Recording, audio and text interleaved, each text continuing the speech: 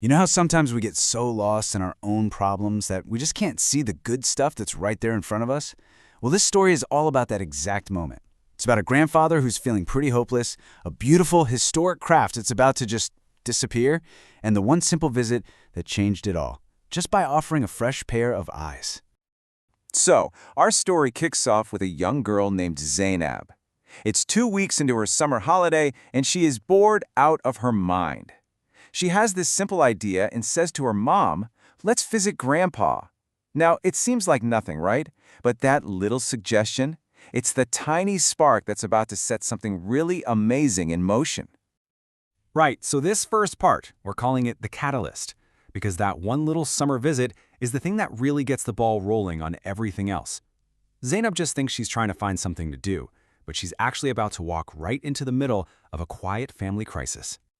Her mom immediately says yes, but then she adds this kind of curious, almost mysterious little detail. She tells Zainab that her grandpa is sad and that she thinks Zainab can actually help him.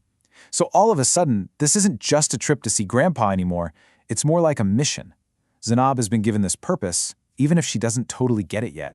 So when Zainab gets there, everything seems completely normal. Her grandparents are there, they're so happy to see her, big hugs all around. It's just a warm, happy family welcome that, on the surface is totally hiding that sadness her mom was talking about. But of course, that warm welcome couldn't last forever. And that brings us right to the heart of the problem, what we're calling the crisis, really digging into the true source of the tent maker's sadness. And just like her mother warned, that cheerful atmosphere, it just doesn't last. After they have tea, the whole mood in the room just shifts. The smiles kind of fade, and that quiet sadness her mom mentioned, it finally comes out. And that's when her grandfather finally says what's wrong. He explains that his eyesight is failing and it's making it almost impossible for him to work. And then he says these words that just hang in the air, that he thinks he'll have to stop making things altogether. I mean, for him, this isn't just a hobby. It feels like his whole life's passion is just slipping through his fingers. And to really get how devastating this is, you gotta understand, this isn't just some weekend craft. Her grandfather is a master artisan. He's one of the famous tent makers of Khayameya Street, practicing this incredible, historic Egyptian art form, and he was one of the best. So what's really at stake here isn't just his personal work. It's a piece of cultural history. It's his entire legacy. So, to really show her the weight of this, what he feels like he's losing, he takes her to his shop. And this is where we really see it, the legacy. A whole lifetime of passion and skill told in millions and millions of tiny stitches. The second she walks in, Zainab is just floored. She spots this huge, beautiful piece covered in flowers and is just completely enchanted by it. And through her eyes, we get our first real glimpse of her grandfather's just unbelievable talent. Her grandfather starts to explain the sheer scale of what she's seeing. He tells her it's not just a picture. It's made of thousands and thousands of tiny individual stitches. You can almost feel the incredible, painstaking effort that goes into every single one of his creations. And the dedication here is just staggering. I mean, get this.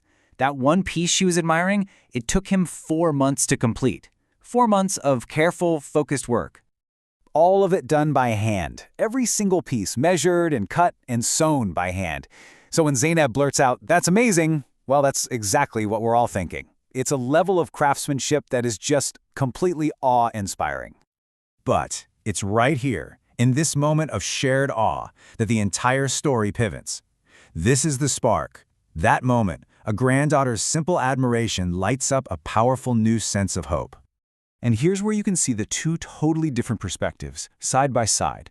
On one hand, you have her grandpa, and he's focused only on his physical problem, his failing eyes. But then you have Zainab. She doesn't see the limitation at all. She just sees the result. She sees this incredible beauty and just cries out, "Oh no, you can't stop. You can make such beautiful things." And that's it. That is the turning point. Her simple, totally genuine admiration just cuts right through all of his despair, because suddenly he's not focused on what he can't do anymore. He's being reminded of the incredible beauty that he has created and what it means to someone else. Her awe, it literally becomes the antidote to his sorrow. You see, in the end, the grandfather was so focused on the process he was losing that he'd completely forgotten the value of what he created. Zainab's visit didn't fix his eyes. No, but it did something way more important. It fixed his perspective. And it kind of leaves us with this powerful question, doesn't it? How often are we too so caught up in our own limitations that we need someone else to come along and remind us of the beautiful things we're still capable of?